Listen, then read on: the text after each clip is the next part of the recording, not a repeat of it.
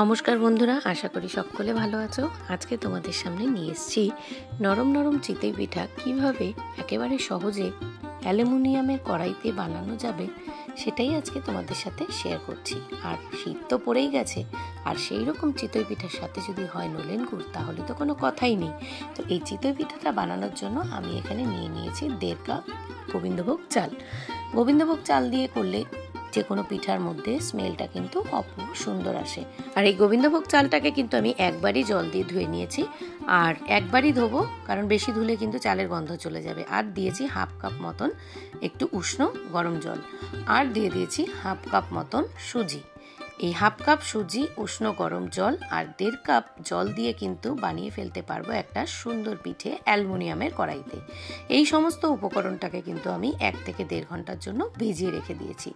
1 থেকে 1.5 ঘন্টা পরে যখন এসছি, দেখো সমস্ত চাল আর সুজিটা কিন্তু বেশ ফুলে উঠেছে। এখন এই চাল আর সুজির যে ভেজানো অংশটা, এটাকে কিন্তু খুব ভালোভাবে মিক্সার গ্রাইন্ডারে কিন্তু পেস্ট করে নিতে হবে। তো একটা মিক্সার গ্রাইন্ডার নিয়ে আমি চাল আর সুজিটাকে কিন্তু খুব ভালোভাবে এখানে পেস্ট করে নেব। তো চাল আর সুজিটাকে খুব ভালোভাবেই ধীরে ধীরে পেস্ট করতে হবে, খুব একটা জলের ব্যবহার না করাটাই ভালো, কারণ খুব বেশি যদি পাতলা হয়ে যায় তাহলে কিন্তু এই ব্যাটারটা যদি পাতলা হয়ে যায় তাহলে কিন্তু ভালো হবে না। তো সেই দিকটা খেয়াল রেখেই করতে হবে। আর দিয়ে দিচ্ছি 1 চামচ মতো নুন। আর এখানে তুমি টেক্সচারটা দেখতেই পাচ্ছ তোমরা যে কীরকম হয়েছে।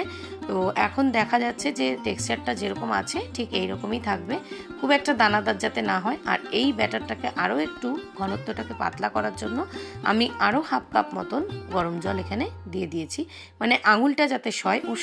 কুসুম গরম জলের থেকেও একটু সামান্য বেশি গরম দিতে হবে।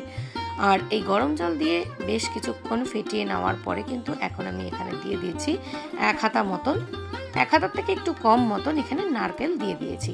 তোমরা চাইলে নারকেল না দিয়ে প্লেন যদি করতে চাও প্লেনও করতে পারো।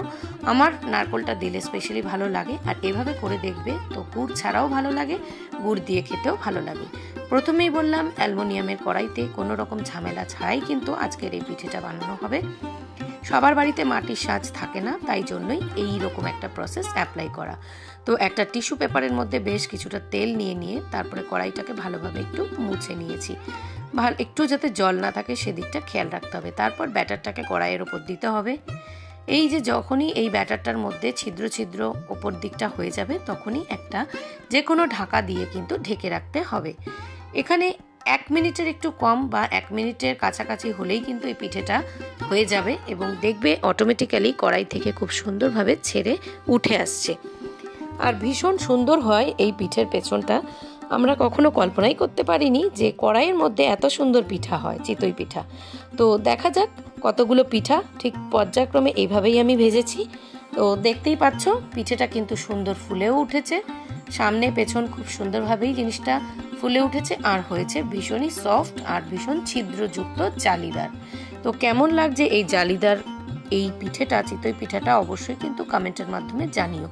যদি আমার পরিবারের আজকে নতুন কেউ হয়ে থাকো তাহলে অবশ্যই আমার এই ভিডিওটাতে লাইক করে পাশে থাকা বেল নোটিফিকেশনটাকে অন করে আমার চ্যানেলটির পাশে থেকো। তো দেখতেই পাচ্ছ কত সুন্দর হয়েছে, সামনেটাও যেমন ফুলেছে ঠিক পিঠের পেছন দিকটাও খুব সুন্দর হয়েছে। তো আমার এখানে কিন্তু পিঠেগুলো ভাজা কমপ্লিট। এইরকম যদি শীতের ঠান্ডায় সন্ধেবেলা এত সুন্দর করে যদি পিঠে আর হয় যদি সাথে নলেন গুড়, তাহলে তো পুরো জমে যাবে। তো দেখো কতটা সুন্দর দেখতে এবং কতগুলো জালিদার আর ভীষণ ছিদ্রযুক্ত কিন্তু পিঠেটা তৈরি হয়েছে। আর ছিঁড়ে তোমাদের দেখাচ্ছি জিনিসটা কতটা সফটও হয়েছে। তো এমন যদি তোমরা এইভাবে এই রেশিওতে যদি বানাও এমনভাবে, তো অবশ্যই তোমাদের পিঠেটাও কিন্তু খুব ভালো হবে। সামনেই আসতে চলেছে পৌষ সংক্রান্তি, তো চটপট তোমরা একবার ট্রাই করে ফেলো এমন একটা রেসিপি। তো যদি ভালো লেগে থাকে তাহলে লাইক করে সাবস্ক্রাইব করে চ্যানেলটার পাশে থেকো। আবার পরবর্তী কোনো ভিডিওতে আসবো, ততক্ষণ পর্যন্ত গুড় দিয়ে কিন্তু এই পিঠেটা খেতে থাকি। তো তোমাদের কেমন লাগলো অবশ্যই কিন্তু কমেন্টের মাধ্যমে জানিও। আর এই রকম ঠান্ডায় কিন্তু এই ধরনের পিঠে কিন্তু খেতে মজাই আলাদা। আর নারকেল দিয়ে করলে তার স্বাদ তো অপূর্ব। তো তোমরা যদি চাও নারকেল দিয়েও করতে পারো, আবার গুড় দিয়েও করতে পারো। তো চলো আজকের ভিডিওটা এ পর্যন্তই রাখছি। ততক্ষণ পর্যন্ত সকলে ভালো থেকো, সুস্থ থেকো আর আমার চ্যানেলটার পাশে থেকো।